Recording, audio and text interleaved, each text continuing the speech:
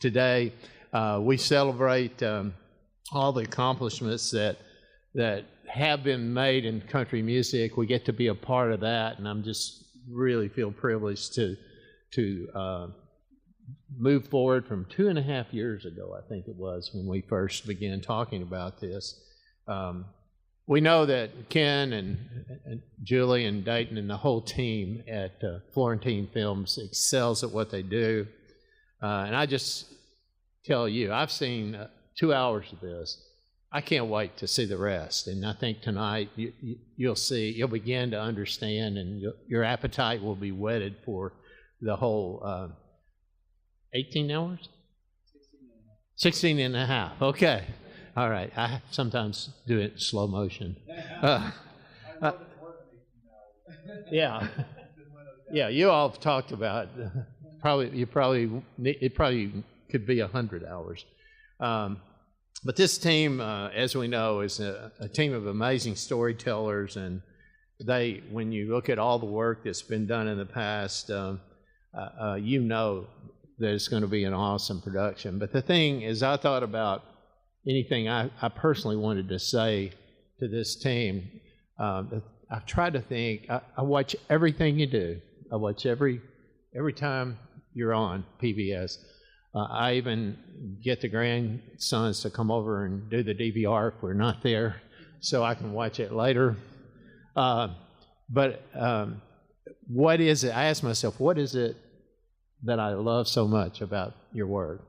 And what I love is the way it respects people. That's it. That's everything you do is always respectful of the people that you're talking to. And that's just different. It's just so different. And when you do topics like Vietnam or the Civil War, or national parks wasn't quite as hard, but to show everybody's point of view and to do it with respect, that's pretty amazing. And I just thank you for that. And I think the 2 hours I've seen, it's the same. And when I heard country music, I thought, oh man, I hope, don't worry. It lifts people up, and it makes people, it shows the best of humanity. So back to the script. I've said that. At Belmont, you can see it over here on the wall. We've got a few people involved in country music. At Belmont, we've got a few people involved in music. Certainly Brad Paisley and Tricia Yearwood, and now Florida Georgia Line, and numerous others. Devin Dawson's a new kid on the block, and then we've got all in country music. But then we've got our other genres, Judah and the Lion, which you cannot categorize, or Moon Taxi. If you Under the Watchtower at the Dillon Fest, they killed it. So I'm telling you, it's worth watching on YouTube. But we're a proven home, a proven place for young people to start their careers, whether it's performing, whether it's songwriting, which we have an awesome songwriting program, or whether it's in the production field or the managing field, running the music business. All of those things are what we do at Belmont. So that just makes this a natural partnership for us. I'm also really proud, and we'll talk about this more at the end, of our faculty and staff for the role they're going to play in taking the lessons learned here in the process of this film, of the creation of this film, all these lessons to the children all over the country, in classrooms all over the country. And I'll talk more about that in a few minutes. But I've talked already. I just realized I've already talked way too long. Let me introduce the reason that you came. It is this team, and let me ask Ken Burns to come and speak on their behalf. On Sunday, September 15th, 2019, PBS will begin broadcasting our 8-part, 16-and-a-half-hour series on the history of country music, which we've been working on for more than 8 years. We are so completely, utterly grateful to our association with Belmont University. We went early to them.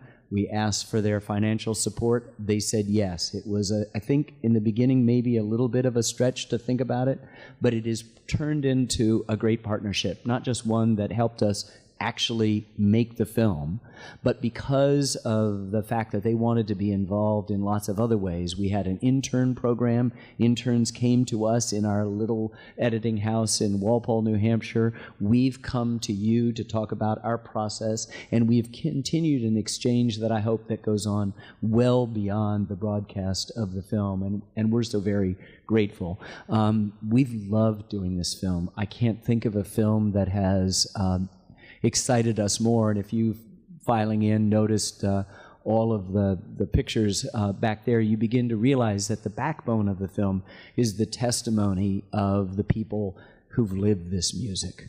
And we had the great opportunity to conduct 101 interviews. Most of them are in the film. We've lost 20 of the people already to the merciless passage of time, and yet we feel both sadness at their passing and also a sense of joy that we've been able to have them here.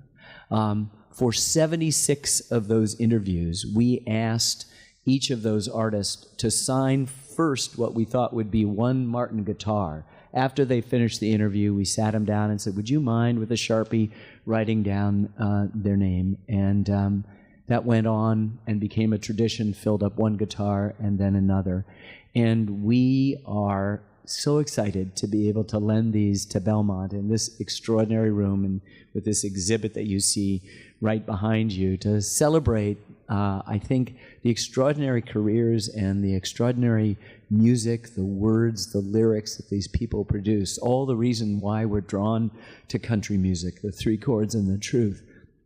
But I think also to immortalize, in a way, our joy at our relationship with Belmont. It's been one of the most satisfying associations that we've ever had. You've helped us immeasurably in scholarship and in so many ways, and we're grateful to be sort of kicking off this campaign here with you today.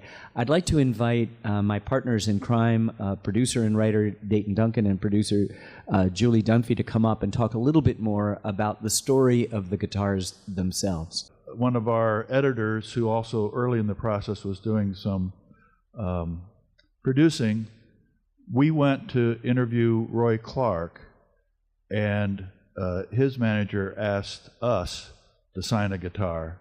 And as we were leaving, Craig Mellish said, you know what, we ought to get a guitar and get people to sign it. And so thus began, carting these things around for about 5 or 6 years. Looking at the pictures, for me, it takes me back to, all these great moments that we had with so many of the giants of country music, and reminds me of, there's Cowboy Jack Clement right now on the screen, and we interviewed him a month before he died. Ralph Stanley and a whole bunch, Randy Scruggs, we miss them all, but as Ken said, they will live on in our film and in all of the copies of the interviews we did. The transcripts and the tapes are going to be given to the Country Music Hall of Fame, so that future students here and anywhere can have access to it. Because Dr. Fisher, as I said, there a lot of blood was spilled on the editing room floor of some pretty good scenes that's part of our process, but all that will still be available. So anyway, it was a fun thing. We got off to an odd start. We were having them sign it the wrong way. So if you hold this guitar like you were playing it, everybody's signature was upside down. So we're kind of slow at things. So the second time when that one was filled, then we did it the right way. So that's why it's better to have them displayed this way so they can be facing each other. I do want to say that I was the person who was responsible often from getting the guitar from location to location. Sometimes that meant shipping it, but oftentimes I had to carry it on whatever flight bus I was on, and it gave me the thrill of my life to be on a flight into Nashville from New York, Boston, California, toting a guitar and just wondering what people were thinking I was up to. So I got my little fantasy fulfilled, lugging these guitars around, people thinking I was a country music star. Unfortunate gate attendant once, when I was carting it back to Walpole, said, "Oh, you can't put that guitar, up in the cabin. You're going to have to check that." And I said, "No, ma'am, I'm not going to check this." And she said, "No, really, they're not going to let you bring it on." I said, "No, really, I'm not putting this in, in steerage. It's coming with me." And we got in a little bit of a fight, but finally, the flight attendant said I could bring it, because I said, "You don't know what this is. Not just a guitar. This has got precious history on it." So we're glad it's now got a really nice safe home, because this is a wonderful, wonderful space. Ken and I were here a number of years ago at an event, and so we knew, when we were thinking, what do we do with this now? And we thought, well, we know the perfect place for it, and it's in Belmont at the gig. And we're so happy that people get to look at it, and they were able to decipher my handwritten map and make a much nicer one. So I'd like a copy of that, please. But anyway, it's wonderful. And I wanted to do another shout out. Don Cusick, who's on the faculty here, was one of our advisors from the very start. Read an early draft of our script, came to an early screening, and has caught a lot of mistakes that I had made. Thank you, Don.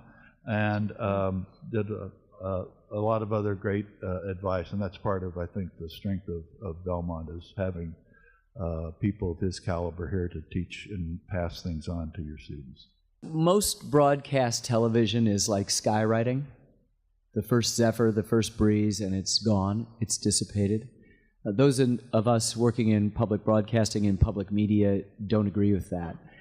We try to write a little bit more indelibly, knowing that it isn't just for that broadcast audience in September of this year for this film, but it's, we hope, an evergreen project that will live for decades in schools and in the general public as a reference work, as a point of departure. And so we have, with every film we've done, emphasized educational outreach. Today is a school day in America, and in America, in hundreds of places, schoolrooms are looking at a part of the Civil War series that we made, or a part of the baseball series, or jazz, or the national parks, or the Dust Bowl, or Prohibition, or the Vietnam War.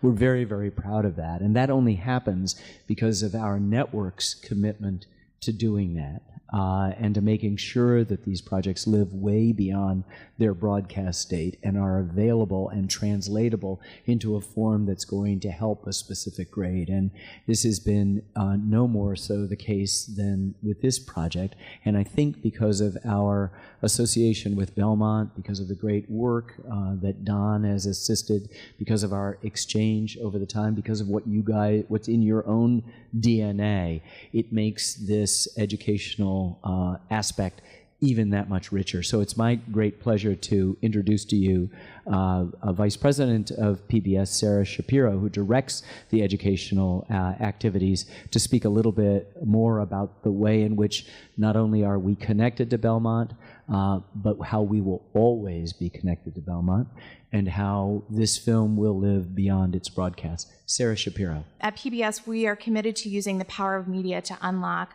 possibilities for students in the classroom. So what we do with that media is help students and teachers sort of improve learning outcomes for all kids across America. So when we heard about country music, we knew it would be this extraordinary opportunity to take this great primary source material to create high quality interdisciplinary educational resources. And we couldn't be more grateful to work with the Belmont University faculty to create this collection. The faculty members here have been amazing. They've lent expertise in music, history, literature, education, and math to help us create this invaluable resource for students and teachers. And it will include program clips. The collection will include program clips, primary sources, and lesson plans for grades 5 through 12. We will explore American history through song. We will cover the genre, country music's history, and the workings of the music industry here that gave birth to the genre, and the musical style itself. Some of the themes that we're really excited about include the musical, cultural, and historical origins of country music, comedy in country music, songwriting and feminism, and how and why Nashville became the heart of country music. Students and teachers, as we were talking about earlier, they can access these resources through PBS Learning Media. So we have a site called pbslearningmedia.org, and 1 million users come to the site each month to get educational resources for the classroom. So we'll include the country music collection there, and it will be sort of interdisciplinary. So teachers from math, history teachers, English teachers will be able to access these resources for their classrooms. So we're just thrilled to have this project as part of our collection, and I'm so thankful to be here today. Thank you. I don't want Sarah to go too far, but I'd like to ask Dayton and Julie and Dr. Fisher to come back up, and we're happy to take your questions about the series. After working on the documentary, how would you describe Nashville's role in shaping and forming what is country music? Nashville has a central story to tell. The music, in many cases, came from other places, but like many cities in the 20s and 30s, there were radio stations that would have, among its many varied programs, a barn dance, WSM being no exception. The biggest one was in Chicago, WLS, world's largest store, owned by Sears Roebuck, had a very famous barn dance, but so did Charlotte, so did Dallas, so did lots of other places. What happened here is that the barn dance evolved into the Grand Ole Opry, and because of Nashville's central location, it was possible for the performers to be there on Saturday night and then scatter to the winds for a week, and people began to gravitate to Nashville, bringing perhaps the string sounds of Appalachia or the church music of southern Appalachia, the blues from the Delta and from Mississippi and Alabama, and then from all corners it became possible that we think of Nashville not as its original citizens thought as the Athens of the South, but in fact Music City, USA. It's a central character. I mean, this film introduces you to dozens and dozens of important people, many people you meet on camera, many people who have passed away but who live in the recollections of others. This is about, obviously, the art they created, the songs they wrote. It is about the art of songwriting, but it's also about places. It's a geographical film that celebrates the places where the music sprung up, and whether it's the Central Valley of California and the Bakersfield Sound, or the sort of extraordinary group of songwriters that came out of Texas and also Oklahoma, and what happens with Jimmy Rogers and Hank Williams out of the Deep South. But at the center of the story is always Nashville and the Ryman, and then later, when it moved to Opryland, where it is right now, that's sort of ground zero. It's like saying Washington, D.C. When you're talking about this music. It's such a broad question, but did you have a favorite part or something that you didn't mind watching over and over again? Well, it's funny. In filmmaking, there's a tendency to perceive that the filmmakers made the film to tell you what you should know about a particular subject. Some of us, all three of us, with varying degrees of knowledge about it, but you realize once you begin how little you know. So really what a film like this is us sharing with you a process of discovery, of getting to know extraordinary people, of suddenly realizing why that song meant something to you. When you find out why and under what circumstances Dolly Parton, for example, one of the great voices, one of the great songwriting talents, one of the great forces of nature, let alone great business person in the universe, would write "I Will Always Love You," it adds dimension to your own appreciation of it. And so in inculcating it ourselves and figuring out how to tell our story, we just fell in love with all the parts. And of course, when you get exposed to Jimmy Rogers, you love Jimmy Rogers. When you get exposed to Hank Williams, you love Hank Williams, or Johnny Cash, or Patsy Cline, or Dolly Parton, or Loretta Lynn. These are people that we got to know and live with for years and years and years. So it's nearly impossible for us to isolate out and say, it's that one thing. But there's, I was born in 1953. I'm a child of rock and roll and R&B, and I knew a little bit about country music. But I think working on this, I never really realized how much I already knew and how much I loved it. And that appreciation has only grown exponentially. And I'll tell you a funny thing. You know what it's like to get a song caught in your head, and you suddenly become aware that your waking consciousness meets the thing that's been playing on your soundtrack for a while. All of us. Please tell me all of us do. I don't know what you're talking about. And what's been great for the last 3 years is that every morning, good or bad, you know, however I'm greeting today, I suddenly become aware that there's a soundtrack playing in the back of my mind. And it might be Wagon Wheel, it might be The Circle Be Unbroken, it might be Go Rest High Upon That Now, I Still Miss Someone by Johnny Cash, it may be, you know, I'm So Lonesome I Can Cry, it may be something really great, you know, I Can't Stop Loving You, He Stopped Loving Her, whatever it is, I've got a soundtrack every single morning playing in my head. Today it was I'm So Lonesome I Could Cry. I don't know, I'm with all these people. I don't feel that bad today, but it's there, and that's been to me the great gift. It's just there's some extra pace and some extra something that working on this project for as long as we have has given. And we'll give I want to say one thing, and then Julie probably has hers too, but it sort of combines the two questions. You know, first of all, I don't have a favorite place like Ken. You fall in love with a song, you fall enchanted with a story that we're telling, and the people, the amazing people great artists who made this music. But one of my favorites is in the story of this relationship between what was then called hillbilly music going on at the Ryman and Nashville's elites is just an incredible story of tension, of disparagement sometimes, and eventual, you know, accommodation and everything. At the center of that story is a woman that I fell in love with, and her name was Sarah Ophelia Cawley Cannon. Most of the world knows of her as Minnie Pearl, and is a Belmont grad. I'm trying to help you out here, but she's just an incredible force, and every time that she enters the story, we tonight we'll be showing one of the major stories about her, but a couple of them actually. But her role in navigating that between the elites and the hillbillies, who herself was from a very prominent family, and was living in a house next to the governor's mansion while she would on Saturday nights go down and talk about the news from Grindr's Switch. But she's just such a lovely human being, and also epitomizes one of the unique parts of country music is its relationship to its fans. And she helps augment that understanding. Just love them, honey, she was told on her first appearance, and they'll love you right back. And she passed that on to every artist that she had, and helped make the Athens of the South also be Music City, USA, and they don't have to be, you know, at war with one another. They can be both.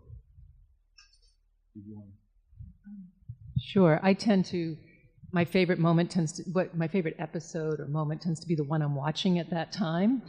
But there is, in terms of the storytelling and the convergence of the storytelling and the music, there is a lineup in episode 5 that takes you from Loretta Lynn to Charlie Pride to Merle Haggard, and you'll have to wait till September 26th or whatever it is to understand what I'm saying. But it's such an incredible moment right in the heart of the series that shows how much music, art reflects the times in which it's happening. And it also reflects, for me, what was really meaningful, the generation that came of age during very hard times in the 1930s, 1940s, and the aspirations of those people, and also the relationship to the fans, which is a thread that runs throughout the series, is the very special relationship between country music artists and their fans. And that lineup in that episode is at the heart of it for me. Was there anything that surprised you along the way? I don't know of a day in any film that I've worked on, and no more so in this one, where we weren't surprised. I think that it's possible to string these events, the dry dates and facts and events of history, along on a beat, and sort of misrepresented as history and denuded of the story that's intrinsic to it. And it's a complicated story, and it's an intertwined story, and it doesn't fit neatly into categories. In fact, the real story obliterates the categories or the preconceptions or the conventional wisdom that we might have. It's one of the best features of our job, and I think country music epitomizes that it's much more complicated than you imagine. It's much more joyful. It's much more soulful. The people have dimension to them. The good ones are not all good. The bad ones are not patently evil. You've got incredible nuance in this. And then on the top of it, as Julie's suggesting, you have art. And so when you have art, you have that impossible calculus where 1 and 1 doesn't equal 2, it equals 3.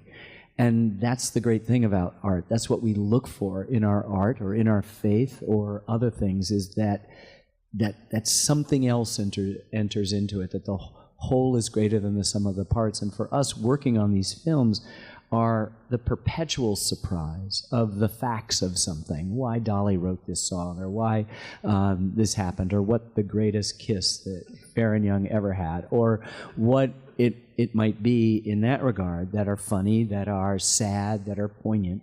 Julie referred to the people coming out of the poverty. The extraordinary thing is how many people came from unbelievably impoverished roots to rise out and give the people for whom they were writing the music the ability to dream as well. And maybe they didn't all get out, but in the worst of their times, they now had a friend in the form of their connection to that artist and into the indelible work that they left that just has so much meaning. And I had a colleague who, when we finished our series on Vietnam, not this production team, said, I don't know if I'm ever going to be able to work on something like this again. And I said, oh, I already am, because we were waiting to just move into the editing room to begin to put together what was happening in country music. This is as powerful emotionally and otherwise as any film we've ever worked on. That in and of itself was a surprise. And I was telling Dr. Fisher earlier that we had, and Marty, that we had folks coming into our editing room. We had fans of country music that were so thrilled that this was being done. But we also had people who said, well, I don't really know about country music. And then at the end, they would say, I didn't realize how much I did know and how much I did love, because the act of writing a story clears away some of the brush, and you get to see the magnificence of this art form, sort of undistracted by what every art form has, which is a lot of stuff that isn't so great. But most important were the people who came in to the editing room. And, I had one guy who said, I love everything that you do, but country music, I don't know. At the end of the screening, he was a puddle of tears. He was downloading Merle Haggard and the Louvin Brothers, and he wanted to know how he couldn't find this person. Could we get him this music? And every time he's in a crowd, he had this sort of captain of industry, this tough guy, this investor, whatever. He just suddenly said, well, John, he wasn't a big country music fan, he didn't think, and now he is, and his eyes would fill with tears again and relive the experience. So we're excited about the fact that sometimes the perception is that all of these different musical genres are in their own little silos, and they don't ever leave it. And that the country silo is different from the R&B silo, and it's different from the jazz silo, or the rock silo, or the folk silo, or anything. And it's just not true. They have been blurring those boundaries from the very beginning. And the exhilaration is to feel that we have an opportunity now to just shout out the good news about country music and get into those places among people who wouldn't necessarily be disposed to do it, and among those who would be, verify all the things that they love about this music.